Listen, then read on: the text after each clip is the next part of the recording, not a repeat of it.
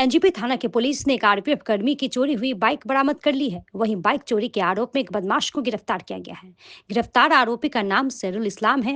वो फुलवाड़ी का रहने वाला है।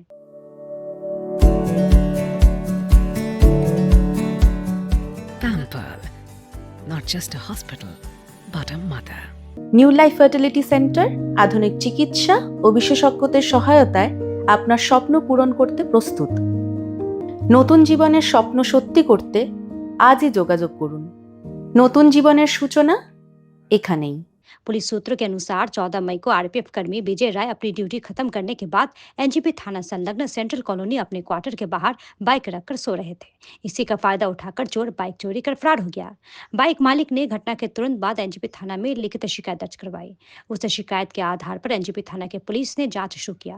करीब 1 महीने की लंबी जांच के बाद आखिरकार एनजीपी थाना की पुलिस ने मंगलवार को एनजीपी मेन रोड से सैरुल इस्लाम को चोरी की बाइक के साथ गिरफ्तार कर लिया। पुलिस सूत्रों के अनुसार आरोपी लंबे समय से विभिन्न असामाजिक गतिविधियों में शामिल रहा है। गिरफ्तार आरोपी को आज जलपाईगुड़ी कोर्ट में पेश किया गया। वहीं बाइक मालिक विजय राय चोरी हुई बाइक वापस पाकर काफी खुश है। বাইক স্যার আমার চুরি হয়েছিল 14/15 রাত্রেবেলা, মানে মে মাসে। তারপর আমি থানায় আসছিলাম স্যার, রাত্রেবেলা এসেছিলাম।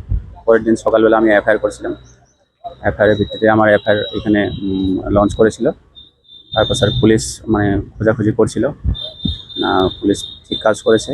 এখন স্যার আমাকে কালকে ফোন করেছে যে বাইক রিকভারি করা হয়ে গেছে স্যার। বাইক রিকভারি হয়ে গেছে, আমাকে থানা থেকে ফোন করেছে, আমাকে দেখেছে। আমি সম্পূর্ণ আশাবাদী ছিলাম স্যার।